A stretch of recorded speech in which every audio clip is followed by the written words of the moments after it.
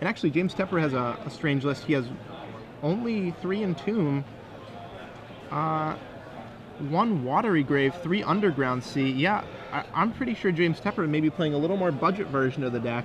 Maybe couldn't get his hands on the new card Gristlebrand. Also has a Drowned Catacomb. So Reid Duke going to lead off with an Island and a Careful Study. James Tepper lets that resolve. And both players on 6 cards right now.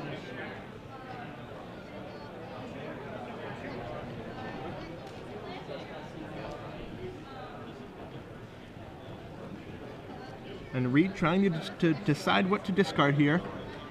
Now, this is tough for him because he has no idea what his opponent is playing.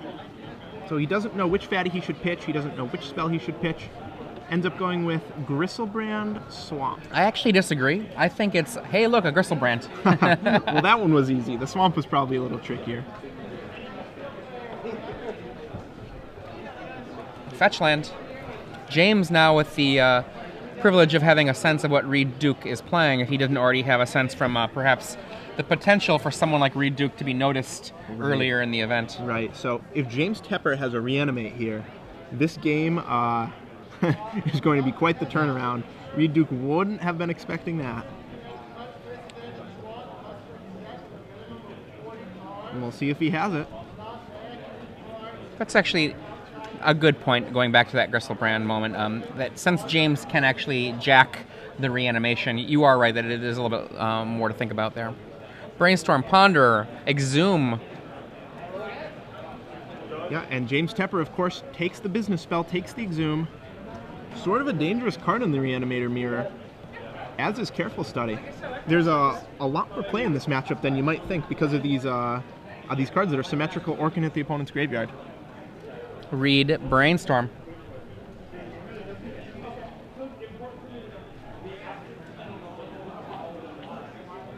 Reid trying to find a Reanimate before his opponent does. Fetch.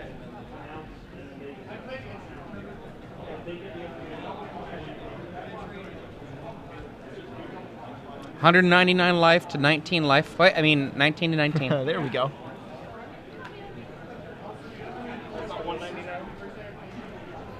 Underground. Ponder. Yikes. At this point in the race situation, a Animate Dead is a possible play from James Tepper on the next turn. Reid hoping, I believe, to find a Force of Will as well as a ability to reanimate that Gristlebrand for himself. Right, now both players have to play with a bit of tension here because of how quickly this matchup can just turn on its head. I mean, essentially, Gristlebrand in play changes these decks into Necropotence decks from old school days. That would be like tricks where you would see Necro, draw a ton of cards, look, I found a Force of Will, now you can't stop me, now I win. Exactly.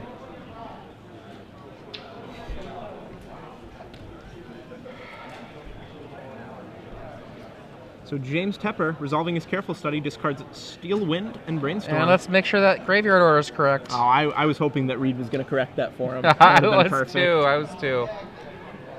So there's still time, Reid.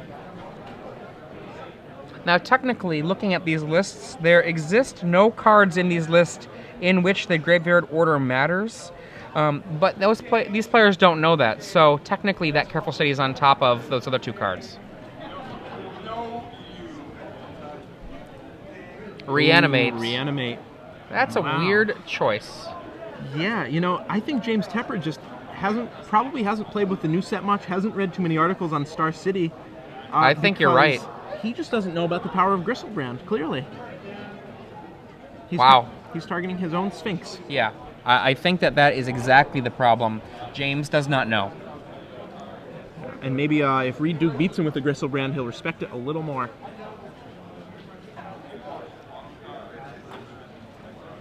Now, rounding out Reid Duke's other reanimation targets, he has an Angel... Oh, wait, it is the Gristlebrand. Huh. Okay. I guess maybe he was just... There was a discussion about what was in James's graveyard, perhaps. Right. Okay. So Reid Duke has 4 Gristlebrand, 1 Angel of Despair, 1 Sphinx of the Steelwind, 1 Blazing Archon, and a Hapless Researcher. I think the only thing I would be doing right now if I were Reid Duke is just trying to see as much of James's deck as possible, just to see if I can glean anything from it. For example, if I see 2 Jin Cadaxis, I might presume that there are less Gristlebrands in James Tepper's deck. Right. A lot of people have gone down to 1 Jin Cadaxis and replaced all the rest with Gristlebrands, but if I see a second one, I would think maybe he's only got 1. In the actuality, it's 0 in James Tepper's deck. Right. But just a little bit of information, because I do not think that Reid can come back from a Gristlebrand bring in play. No, it's going to be tough. Now, James Tepper can only draw 7 cards if Reid tries to make a play this turn. So there's definitely a chance that James Tepper doesn't have a Force of Will, doesn't find a Force of Will in his top 7. We'll see what Reid comes up with here. Even reanimating the Sphinx of the Steelwind wouldn't be that bad.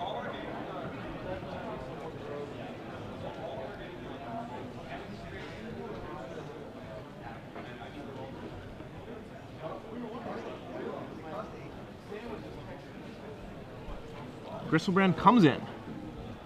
Gain 7 more cards. 18 to 12. Brainstorm. For those of you who are just joining us, I'm Adrian Sullivan, joined in the booth by Zach Hall.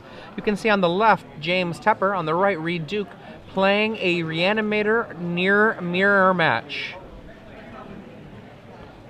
Yep, James Tepper going with the more traditional build, with the normal reanimation targets. Reid Duke, 4 Gristlebrand.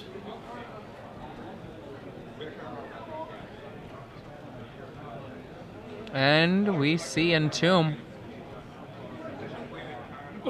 Days for the Entomb. Reid Duke untaps. Thoughtseize targeting James Tepper, and again, like you said, this is probably just to get a little more information. Doubtful he can come back from this. There really isn't I mean, there's some value in this information, but look at that.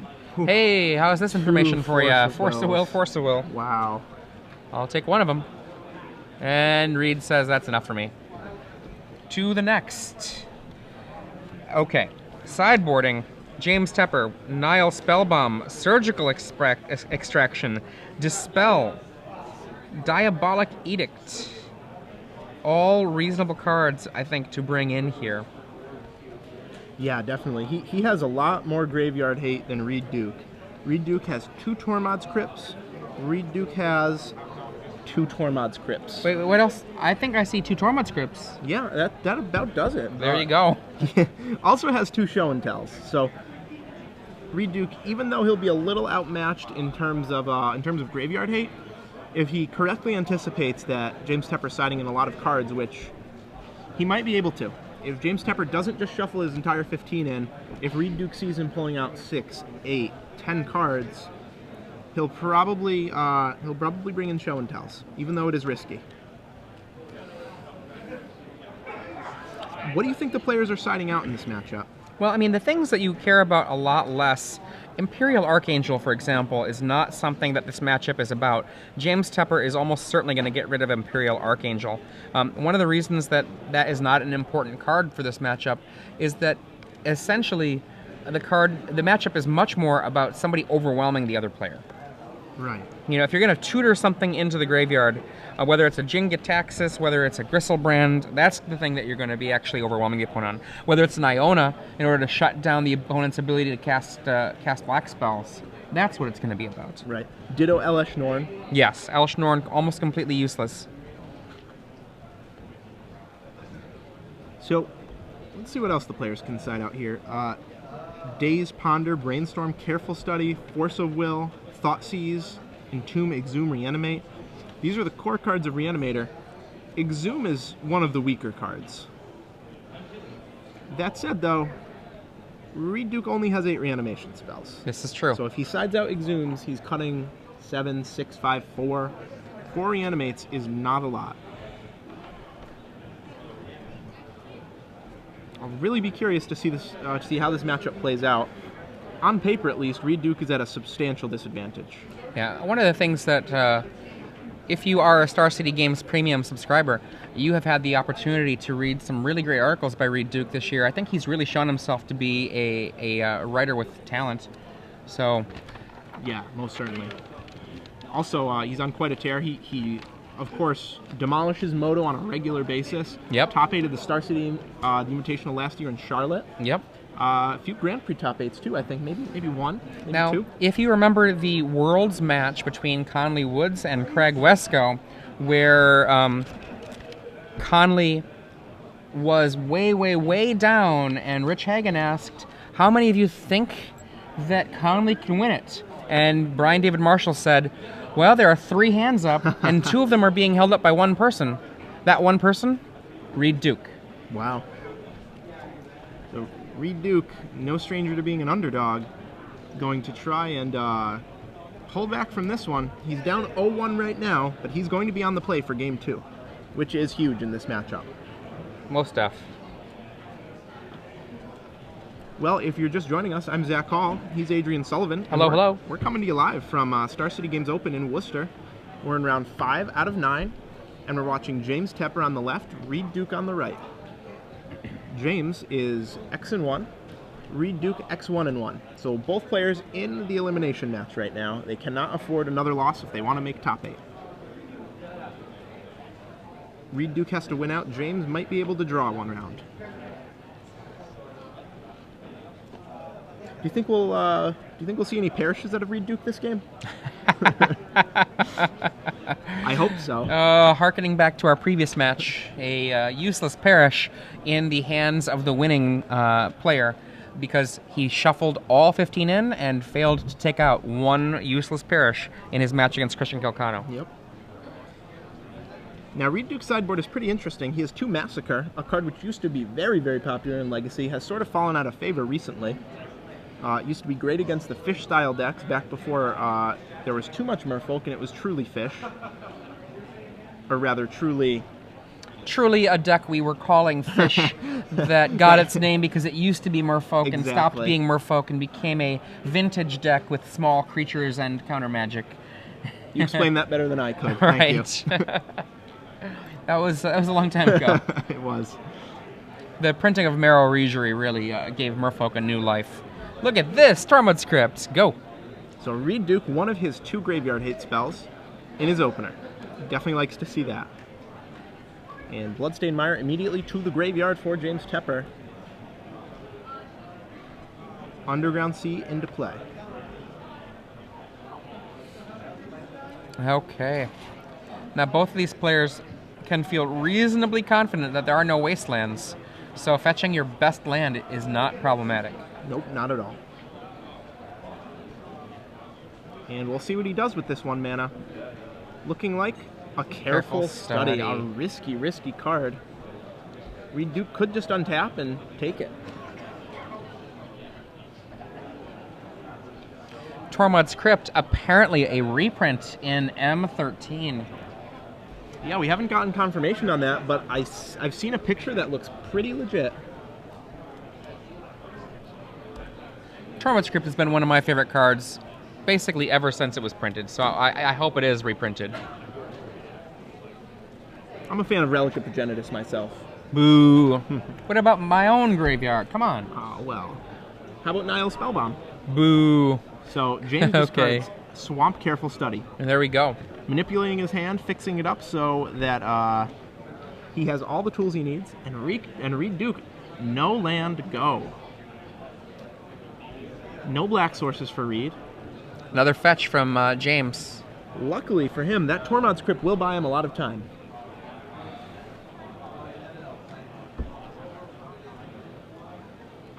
Basic Swamp for James Tepper. And we'll see what he has for us.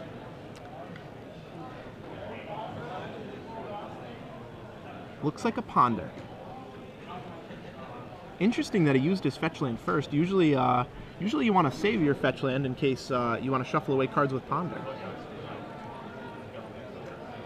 But he'll shuffle anyway. So it doesn't end up mattering. You know, I see he has that swamp there. It's a nice swamp.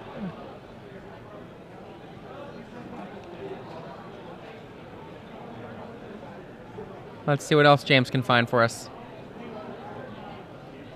Reid's turn. Pass. Wow. Wow. I'm wondering if Reid's hand is something like Force of Will, and then perhaps Thoughtseize, Force of Will, Gristlebrand, Show and Tell. Sounds pretty reasonable. Something like that. I mean, there has to be a reason he kept this hand. Right. And one Tormod's Crypt might be it, but I'm guessing he has other tools as well. Now, Reid could have another blue source, and only a blue source. He could just be waiting to go to his natural discard phase. Though again, in this matchup, that's really risky. Reid, Duke, Underground, go.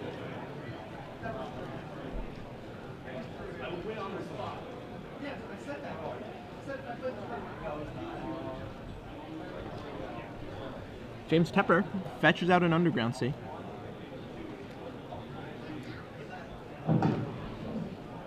Attention Magic players, Ben Feingersh and Jake Moldowski. And James will cast a Brainstorm. Wow. James doing some serious deck manipulation here. Reid, I think, has every reason to feel a little nervous. Definitely, but at the same time, James really isn't making the most of his deck manipulation spells. He's casting end-of-turn Brainstorms, Ponders without fetch lands. Yes, this is true. He's really not in any pressure right now. If AJ is out there, I picture him smacking his forehead with his hand right now. Oh, he's grinding his teeth. Ah, as teeth well, grinding. as There we well, go. yeah. Gnashing garments. Mm-hmm. Back to Reid. Thoughtseize.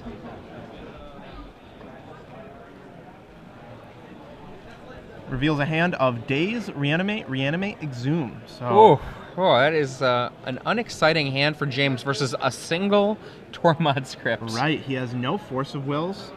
He has no disruption spells at all, save that Daze, which at this point in the game isn't very useful. And now Reid has to be feeling really confident now.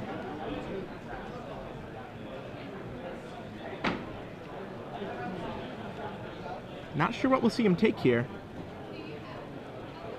Goes with the Exhume. So maybe he figures James Tepper already at 16. Not possible for him to cast 2 Reanimates this game, so why not take the Exhume? Overload your opponent on Reanimate. A message from Pro Tour old school dinosaur Saul Malka. He claims, not claims, he's talking about Phyrexian Furnace as his anti-graveyard card of choice. Kicking it old school. Yes. He's bringing up a moment with Antoine Rouel where Antoine, after losing to Saul, goes up to one of his friends and is like, oh, he had main deck Furnace. I had no chance. Why'd he have that, Antoine? How times change. Beats me. Thanks for that anecdote, Saul. And we sit here with that Tormod Crypt just holding things down. James just not able to do anything with all those reanimation spells and a single Tormod Crypt stymieing the whole mess. Did Reid Duke just discard a Thoughtseize? Yeah. Wow. That's interesting. Just so he can get end of turn I see. into. I see. That makes sense. So he'll EOT Exhume, or Entomb rather. He knows that James Tepper has no instant speed reanimation spells in his deck. There aren't very many. Nope. Necromancy being one of the very few, but that's only a temporary reanimation when you do it as an instant. Right. Gristlebrand. Wow. So Reid Duke about to put Gristlebrand through his paces here on the correct side of the field. Through his paces, I like that. Does Gristlebrand even have paces? I'm not sure. I don't know. I feel like Gristlebrand is sort of like Yoda and should have no feet, but I don't know. I haven't looked at the art closely. I'm not sure if Yoda would be a 7/7. New Star Wars movies aside, of course. Reanimate. What you got to fight with? Spend 1? Okay. I will. Okay. Shucks, he didn't fall for it. Gain or lose 7 life at some point or other. I can do that later. Yeah, exactly. Reid Duke loses 8 from the reanimate, down to 10.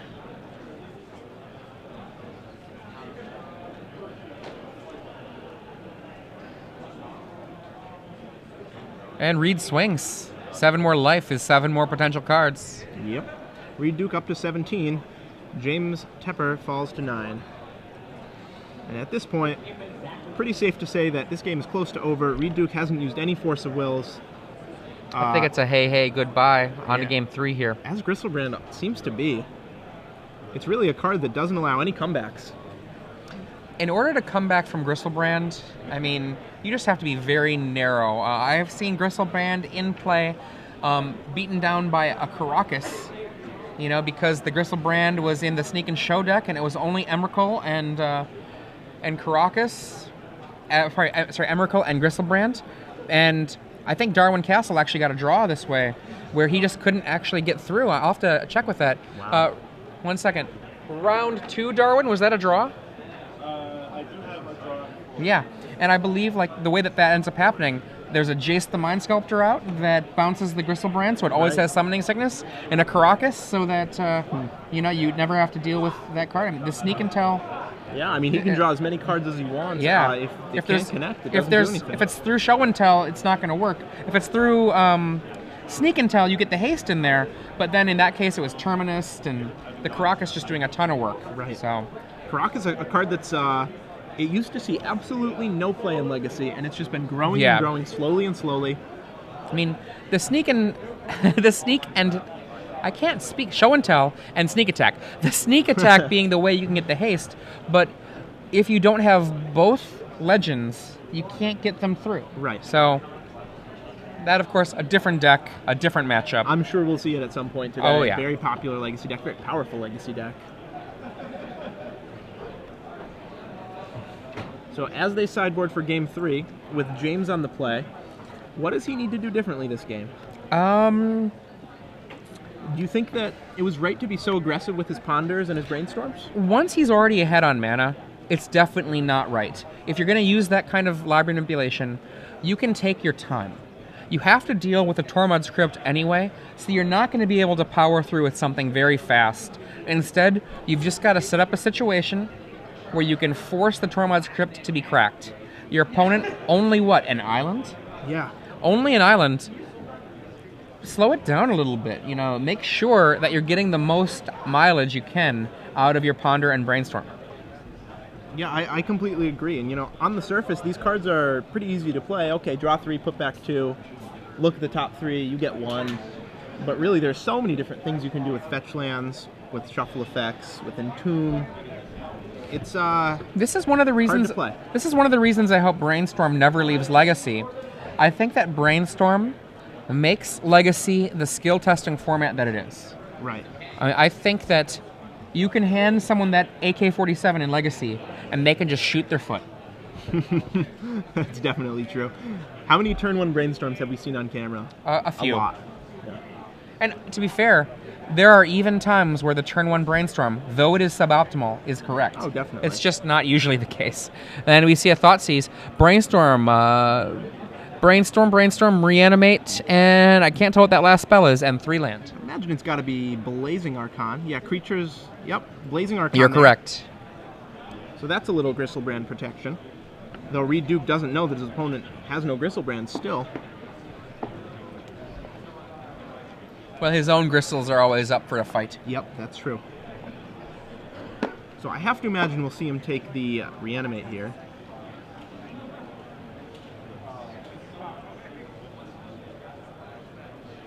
Such a powerful card in the matchup. Now, if he could take that Reanimate and then Surgical Extraction it, he doesn't know it, but Reid Duke would only have Exhumes left in his deck. Perhaps Show and Tell? Yeah, perhaps Show and Tell. Also risky, though, just like Exhume.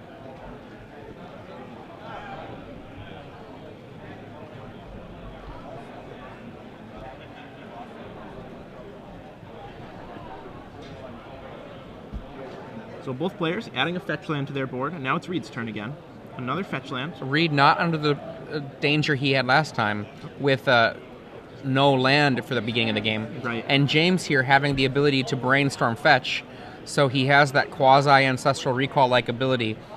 The selection of Brainstorm helped out by a fetch land. Definitely. He can put back these Dazes that, now that we're past turn 2 of the game, aren't that strong.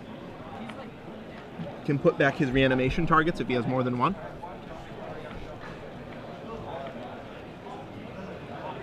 I believe we see Melissa DeTora finishing up 4-1 this round. Okay, Enchantress making a run. So James Tepper fetches out Basic Island, and we'll see what he has for us on his main phase.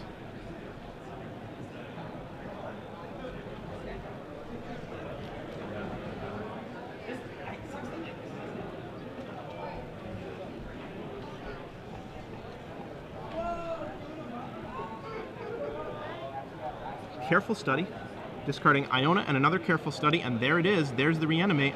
I think we're going to be in time for a fight here. Yeah, Reid Duke has to fight this. Fetch.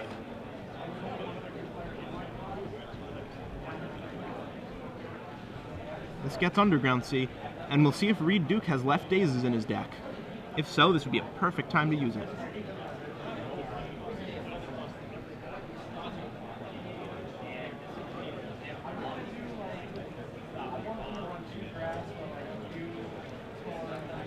So Reid taps this for a blue and Dazes.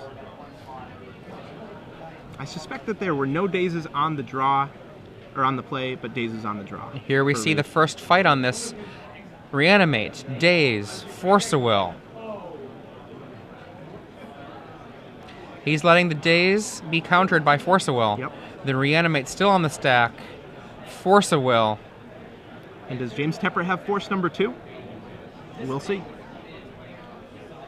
No, he doesn't. No. Brainstorm lost by Reid Duke. Yep, that's fine though. If Reid can draw another reanimation spell, or if he found one, he'll be in great shape, be able to take his opponent's Iona. And there's the Brainstorm with that blue mana that Reid floated. Reminding his opponent. There we go. Draws 3, he'll be putting back Blazing Archon and another card.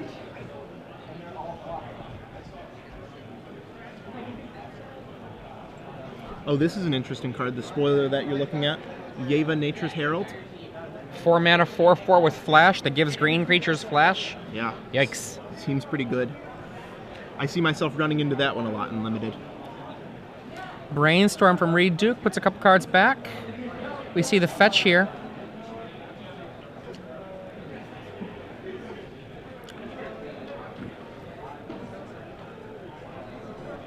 And this will fetch up another Underground Sea for Reid. And we'll see if he has an Entomb for us.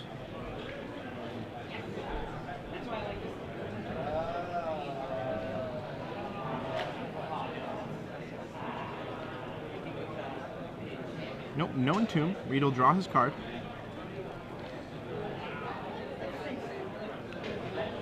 Polluted Delta. Oh, Tormod's Crypt. Slow down. And it's really interesting that James Tepper hasn't found a single Nihil Spell Bomb. He might have Surgical Extraction, but no Nihil Spell Bombs yet. He's sided in a total of 5. Now we're in draw go mode. Both players land, if they're lucky, laying a land. Otherwise, just going draw go. Yep. Entomb at the end of the turn. That is on the stack, not in the yard just yet. Don't tell James that.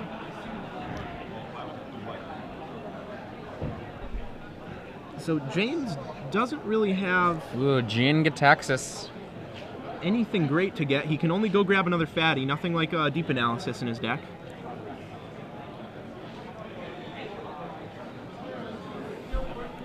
He'll untap and draw.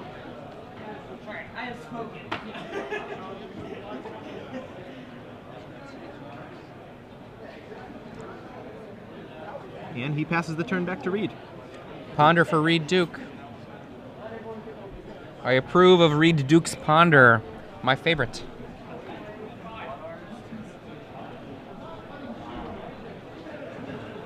There's James's graveyard. You see a Jin-Gitaxias and an Iona. Both players have used 1 Force of Will already. Important to keep track of that because that's the only hard counter in either player's deck.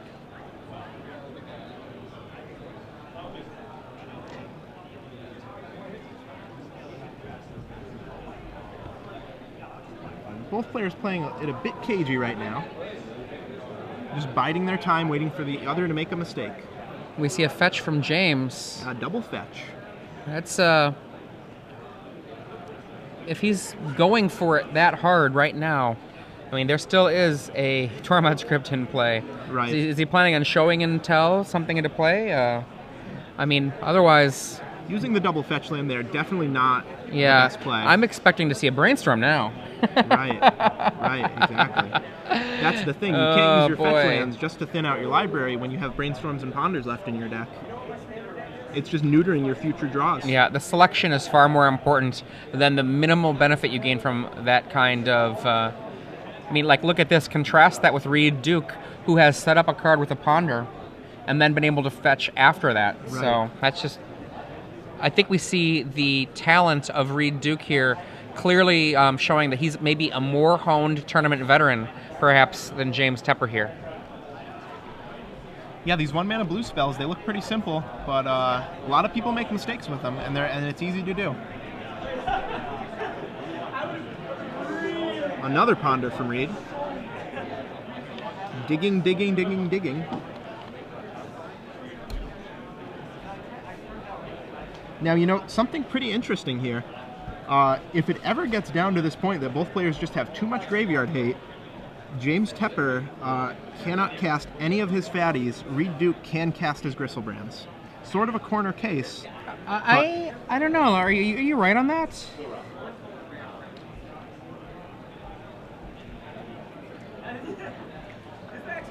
You are right. He can't cast Jin-Gitaxias. No, he's one mana producing land one short. real land short.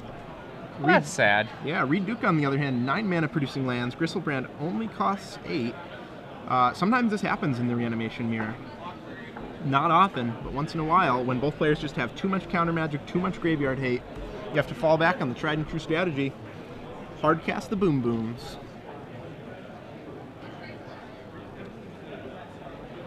If you're just joining us, we're deep in this game 3 of James Tepper versus Reid Duke, both with the Reanimator deck. I'm Zach Hall. This is Adrian Sullivan. Hello.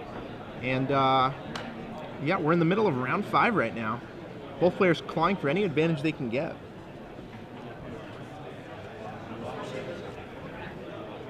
Thoughtseize is hanging out. What you got? Forced. Excuse me. Forced, Careful Study, and is that Archangel? Yep, Imperial Archangel. A card that I think should have been probably sideboarded out. Yep, probably. So James Tepper right now has used 1 Reanimate. He's used 1 Force of Will. Same with Reid Duke. 1 Reanimate, 1 Force of Will. Both players still with a pretty high density of these spells in their deck, despite all the cards they've seen.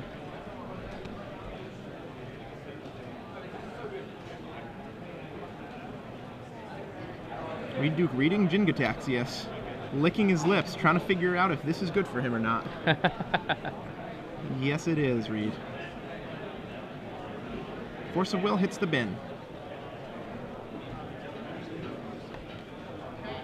And here it comes. Oh, no, just a Careful Study. Reid teasing us a little bit here.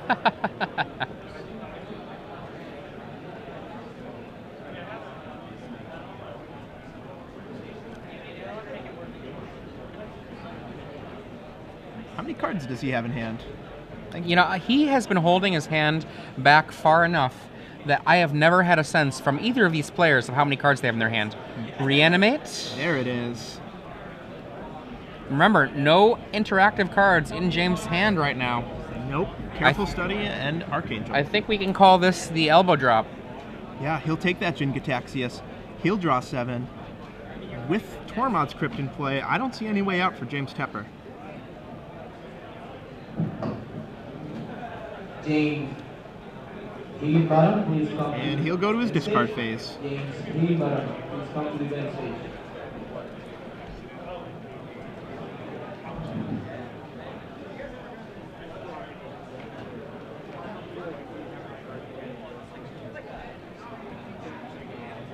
Trying to decide which 7 he wants. I don't see any way he can lose this game, though. James Tepper would have to have a miraculous Careful Study. And Reid Duke would have to have completely missed on that gin. And even then, what is he going to do? Show and tell? Right. I mean, He would have to have some sort of... there's a Cabal therapy. Naming Force of Will? I'm sure it is. Ooh, no. Okay, he named Gristlebrand. Okay. So he's going to try and reanimate his opponent's Gristlebrand here. We see a Blazing Archon, Careful Study, Reanimate, Underground Sea, and another Tormod script. Wow. So James Tepper casts Careful Study, post-Cabal Therapy.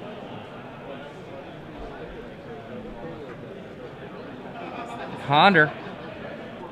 James Tepper, I think, has an empty hand right now. I think you're right.